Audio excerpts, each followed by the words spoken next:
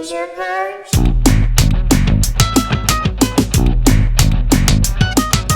Binge and Purge. Binge and Purge.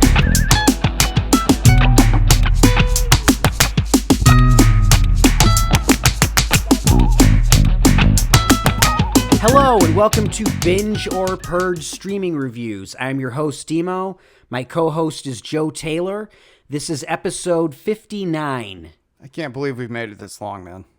Literally cannot believe it. We're ending soon.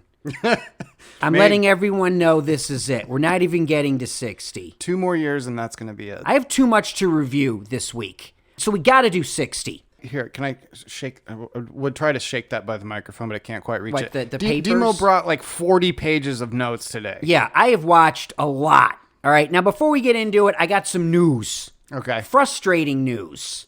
HBO. Oh, here we go. You know how much I love HBO, and lately they've been pooping the bed, right? Well, they've extra pooped it. I like how I censor myself so I don't say the S word. Uh-huh. We all know this, HBO Max, that's their new thing. And of course they had HBO Go and HBO Now and I don't know, HBO whatever. So this is their 3rd streaming service within about a year, right? A little more than that, right? HBO Go's been around a while. But HBO Go, as of July 31st, is no more. You have to get HBO Max. All going to be in one place, which is fine. I get it. Put it all in one place instead of all this all over this garbage, right? However, Roku and Amazon do not give you HBO Max. And a massive amount of people watch on these devices. Okay, so you have to have a smart TV like a Samsung like I have or something like that. You can get the app through that. And if you have Apple TV, the app is going to be there too. I'm just saying they should have figured this all out long ago. But then I read today, it's sort of like, the cable, they put those warnings on the bottom of your screen. Channel 4 CBS is going away on Dish Network unless they sign this new contract. It's the same crap now, except with the streamers and these devices. Okay. So it's all about money, is my point. Okay, so I wasn't planning on piling on to this, but now you've got me worked up. So I called Spectrum when I got back from my trip, and I was like, how come my bill went up to $185 a month for internet and television? And I said, is there a bundle or like something we can do? And they're like, no, $185. Oh, I know. It's oh my God, I hate cable. And that's the thing. Everyone's like, I'm going to cut the cord. Yeah, you cut the cord and you're still dealing with this same bullshit. Didn't you just say you were censoring yourself from saying the S word?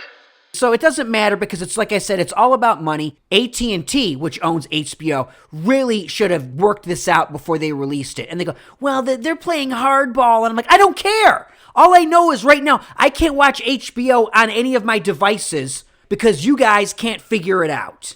This is the same crap that Spectrum did with the Dodgers, where it's like, hey, somebody buys it, and they're like, okay, now everyone's going to license it from us, and then no one does.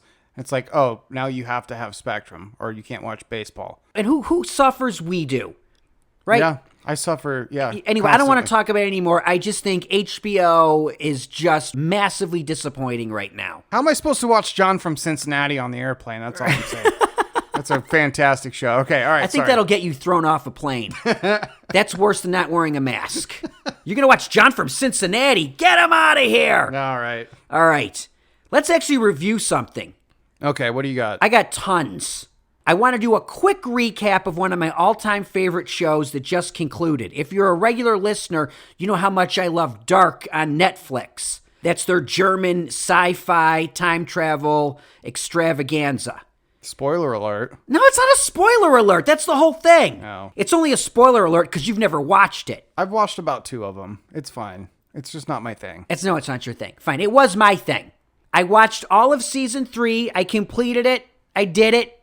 8 episodes, just over an hour each. The conclusion of everything. Here's my big problem. There was such a gap. It was a full year between season 2 and season 3. I couldn't keep track of stuff. Even with all the recaps available and you go online and they break it all down for you, doesn't matter. I think to truly enjoy this show, the time is right now if you've never watched it. because you can watch all 3 seasons at once and it'll all flow for you and you'll have a better idea of how things are. Because I'm not going to lie, I was kind of lost for a lot of it. My girlfriend and I, it took each episode's an hour, but it was like 3 hours to watch each one because we have to keep pausing it, trying to put the puzzle pieces together.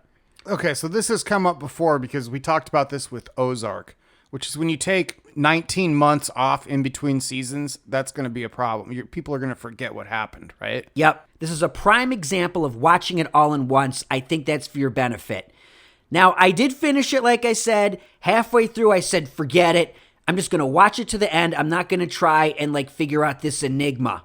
Is it over? Is it done now? It's done. Yeah, it's it. It's complete. The story is finished. And the very, very, very end, I found to be satisfying. The last 5 minutes, I was like, okay, this is a good way to end it. It was very truthful to itself. I will say, though, that the 3rd season lacked the dynamic of the first 2 seasons because it was very character-driven. It was also like a soap opera, the interwoven families and how they're connected. This season was more focused on the time travel and the worlds, and it got way more convoluted for its own good. So I can't say I wasn't a bit disappointed in it. I've talked to some people like, oh no, man, I thought it was great, man. I'm sorry, it was a bit of a slog to get through. It just didn't have the oomph that I loved of the first 2 seasons. I'm still saying it's a binge, and I'm saying it's a binge to watch all 3 seasons at once. Hunker down and go for it, and I think you'll appreciate season 3 more when you can just connect it right off the second one. Okay, 2 things. Number 1, you almost never like how things end. So I'm surprised to hear you say that you thought this was a satisfying. It's not a great ending. It's no 6 Feet Under, okay? But it is satisfying within itself. It's not a terrible ending. It doesn't stick the landing. It gets like the bronze. It Carrie Struggs it. It Carrie Struggs it. Did you know I met Carrie Struggs? It's Strug, not Strugs. I had to spend an entire day. I didn't know that. You're going to hear about it right now. Okay. I had to spend an entire day with Carrie Struggs and her mother because she did a guest spot on Beverly Hills 90210. Oh. And then she had to come back and do ADR. So I had to be her liaison to take her to ADR and take her around town. We're in a limo. It was fun. The best thing is we went to, we went to the West Side Pavilion, Oh, yeah. And we're going around and everyone starts following her in the mall. It was bizarre. But when we had to go shopping, the best thing is she had to shop in the little boys section for clothes. Yeah, I feel like you bait me a lot. What do you want to go off on this? this? You're just trying to get me to say something that it's going to get me. I didn't know we were talking about Carrie someday. Struggs. You mentioned her. Here's the great thing, though. I got to hold her gold medal. Oh, no kidding? That's kind of cool. Yeah, I've held an Olympic gold medal. That's cool. Right? All right. There you go. Anyway, that's my Carrie Struggs story. In summation, Dark, Season 3, I say binge it all. You might appreciate it more than having this big gap between the seasons. So, binge.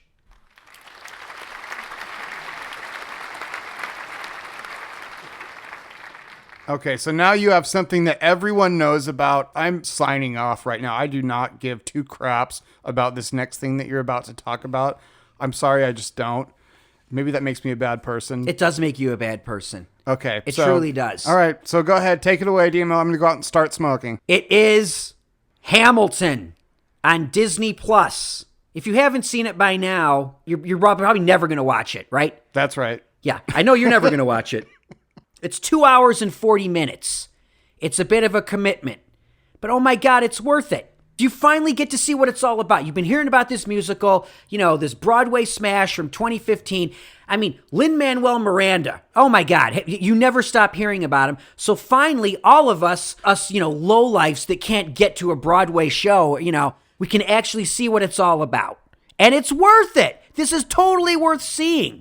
This is a fantastic production. I hate musicals. I've seen one Broadway show, and that was The Book of Mormon. Oh, yeah, that's probably pretty good, huh? Which was good. Yeah. Because let's face it, it's by the South Park guys, right? Right. And it won 35 Tonys or something. Yeah. Well, so did this. If I had the opportunity to see Hamilton, I would probably go see it. But this is finally, like I said, a chance for the masses, the stinkards, to see what this is all about. I literally wish I would have gone outside right now, but Feel free to go. Go on. I'll just yap into the mic. Go I don't on. need you. go on. A couple friends have hit me up and it's like, just so you know, it's not as good as seeing it live. Duh. Really? I got to watch it on a 47-inch TV and it's not as good as seeing it live in person? It's probably better than seeing it live unless you're sitting in the first row. Oh, no. You want to see a live production. I don't know, because I have, let me derail you for a second. Okay. I have the same thought about like NFL games and stuff, which is like you can go see the Rams play the 49ers and pay $170 a ticket, but you're not going to see as much as you do sitting at home watching it on TV. It's a professional production. You're going to get a lot more out of the TV version, aren't you? For football, yes. I mean, you're not going to get interrupted by the wave, but you're not going to get interrupted by the wave They do the on wave Broadway. I think right in the middle of Hamilton, where it's like, I'm going to take my shot. Everyone does the wave in the crowd. No? I don't know. I don't know, man. Look, here's the thing. This was supposed to get a theatrical release next year in October of 2021. But you know what happened, right? Yeah. So they're like, hey, let's just put it out there and everyone can see it. And I applaud it. It's great because I'll tell you something. I doubt I would see it in the theater.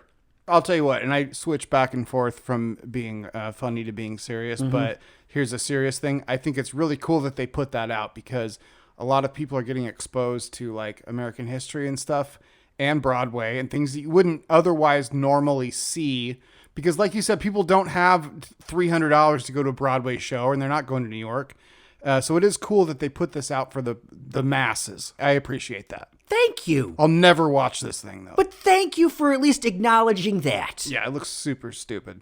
Oh, no, it's fantastic. All right, It's well. emotional, powerful, engrossing, uplifting. And the whole time you're like, one guy wrote this?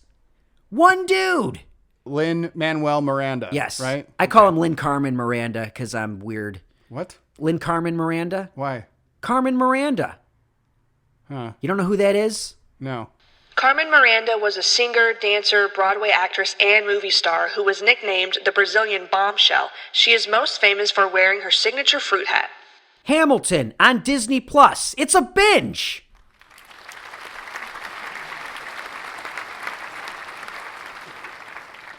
All right, you can come back now. Thank you. I just I've been trying to start smoking. It's hard. So I came across something. You know, the whole reason that I think that we both like doing this whole project is we like telling people about stuff that they wouldn't have otherwise come across. Right? Exactly like Hamilton. No one had heard of that, so I'm glad I could impart. I think that you're joking, but whatever. So here's something that no one would have ever heard of unless we told them about it. It's this little short series. Now, this came from FXX, and now it's on Hulu. It's called Two Pink Doors. It's a series of 4, I'm going to call it short films, although really it's more like sketch. And I don't know if this is a UCB troupe or not. I got all their names here. We'll talk about it in a second. But this is like a short series that they used as interstitials on a show called Cake. Ever heard of it? I know No. nothing of this. Okay. Anyway, it's on Hulu. It's maybe the only thing since Dave. Remember that Little Dicky show that I said was so great? Yeah. Hulu's obviously been like a barely bronze medal for us for a long time. This is one of the best things I've ever seen on Hulu. It's really, really good. Now, here's the premise of this thing. It's a lot like Room 104, the Duplass thing. This is even more restricted, though, because it's one shot. Okay, I have a question. Okay, go on. I watched the first episode. Yeah. And I say episode lightly. It's 5 minutes. Right. Okay, they're all 5 minutes. Roughly, yeah. You're telling me it's just the locked down camera looking at 2 pink doors for every one of these? Yep. I'm not going to like go inside. Nope. I'm not going to like tilt the camera up or down, left or there's right. a push. There's a push in episode 2. Ooh. Ooh, so they bought a dolly, did they, and moved in a little? Yeah, they dollied, Wow. they dollied it good in episode 2. But one of these people is somewhat familiar to me and might be familiar to you. Natalie Palamides. Oh, yes. Okay, We went to she's school together. serious? No, I don't know who. Oh, well, she's a comic. She's Okay, around. okay. She does stuff that we do. Okay. And there's like 9 other people. This is written and directed mostly by a guy named Phil Burgers, which I'm almost certain that's not his real name. It can't be. No one goes through life named Phil Burgers. So he's like kind of the guy behind it. Bill O'Neill, Courtney Peruso, Juzo Yoshida. It's like perfectly diverse group of people. I mean, it's totally like a UCB troupe. I don't think that's where they came from, but that's kind of what it feels like. And I'll tell you what, man, in 5 minutes, well, you watched the first one. Yeah. There's a lot of stuff happening in 5 minutes. There's a lot of stuff happening. A lot of it I found to be borderline tasteless. Oh, yeah, for sure. It pushes stuff beyond what it should. It's so, like, it's hard to describe because you can't even really, like, I wanted to give a summary of the first episode, but I don't think I could. it would, and I it watched would ruin it. Yeah. Anyway, look, here's the thing I will say about this show. Okay. I only watched the first one. I could probably watch the rest in less than half an hour. Zero commitment, right? Well, there's only 4 of them on Hulu. It's right 20 minutes. Right. There are 5 episodes that average 4 minutes each. I'll tell you what, man, if you want something different, this is well worth your 20 minutes. I watched all of that freaking talking to the monkey thing, right? Right, and that was like 19 minutes. I forget how long that was. And I mean, that was an atrocity. I thought it was a week and a half. This thing, okay, this is called Two Pink Doors. It came from FXX. It's an interstitial from Cake. It's now on Hulu. I think it's a binge, man. All right.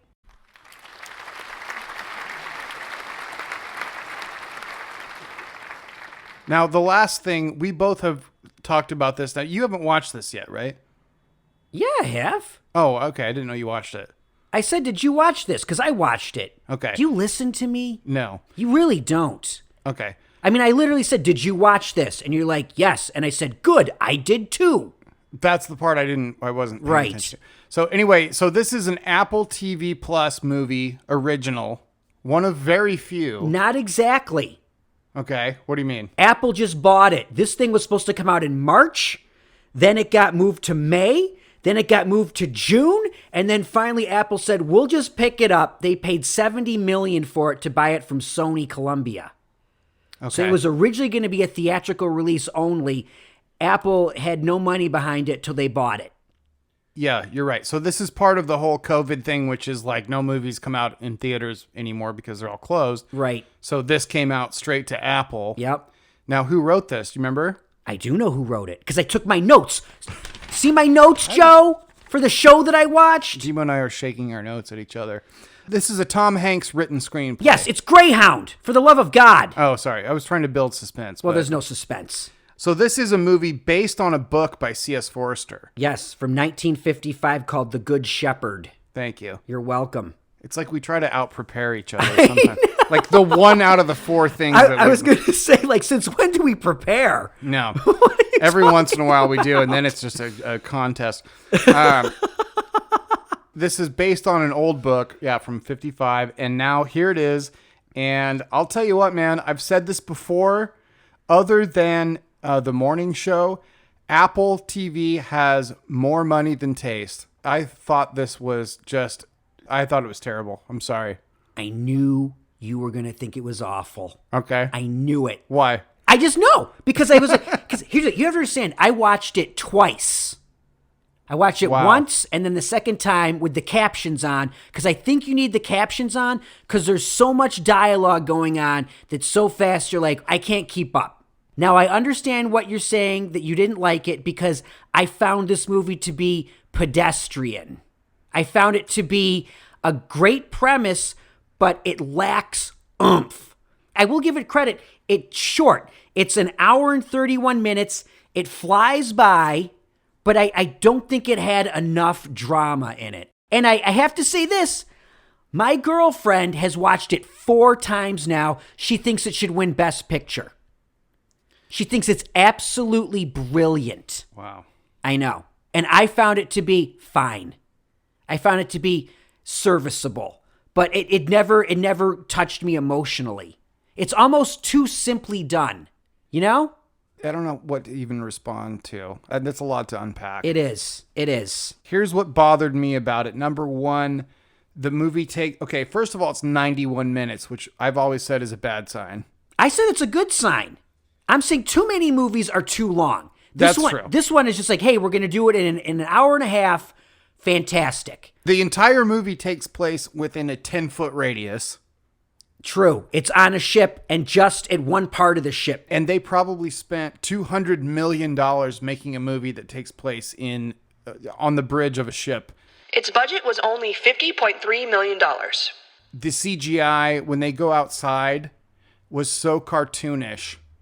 I was like, I've been in the ocean before. It doesn't look like that. That's stupid. Who's watching this that's never been, on a boat before? That's not what the ocean looks like. Look, Dimo's just staring at me, just blinking. I don't know what to say. You're right, and you're wrong. I mean, the CGI is not great, okay? And what's crazy is I'm like, would I be happy if I saw this in a theater? And I feel like I would have been like, matinee, maybe. Those even really exist anymore. If I went to like the $3 theater, I'd be like, I got my money's worth. But if I went on like a Friday or Saturday night and I spent like $20+ on this, I think I would be disappointed. My girlfriend wouldn't. I wish my girlfriend was here right now because she would eviscerate you. Like I said, she thinks it's the greatest thing since canned ham. But I thought it was fine. I don't even know what that means. I liked that it was very contained and it told one tight story. I mean, there's no flab on this. There's no real storyline other than we got to get our boats across the Atlantic and not get taken out by Nazi submarines. That's the movie. A German U-boat, yeah. Yeah. Yeah, exactly. Well, okay. I understand what you're saying. I mean, I applaud it for being like, it's sticking to its guns. It's like, this is the story we're going to tell. We're not going to deviate. There's no side characters. I mean, it is Tom Hanks and a little bit of his XO, and then a bunch of, soldiers running around spouting off like, right 30 degrees. Correct me if I'm wrong. Was Donnie Wahlberg not in this movie? Donnie Wahlberg is not in this movie. Why did you think he was? You know who you think confusing him with? Stephen Graham, who looks like Donnie Wahlberg, but isn't. Are you telling me that if Stephen Graham and Donnie Wahlberg stood next to each other, you could tell the difference? I could. And Stephen Graham plays like, always these characters like, Americans, like from Brooklyn or whatever. He plays like New Yorkers. The guy's English. Really? He's a great actor. You know him. He's in every HBO thing. He played Al Capone on, oh my God. What was the one with Steve Buscemi on HBO? Boardwalk Empire, right? Yeah. He was in that. You know if you see him. But yeah, he does look like Donnie Wahlberg. Can I tell you the one time I've ever been mistaken for a celebrity was on the Warner Brothers lot. Someone thought I was Donnie Wahlberg. Really? Swear to God. Swear to God. Were they blind? No, I was in a lot better shape, but so was he. So anyway, all right. Elizabeth Shue's in this, by the way, and she's fantastic. Leaving Las Vegas, I think, is one of the greatest movies ever. We really liked her in The Boys last year. Yeah, she's great in everything. But she's not in this. You say she's in it, but is she really?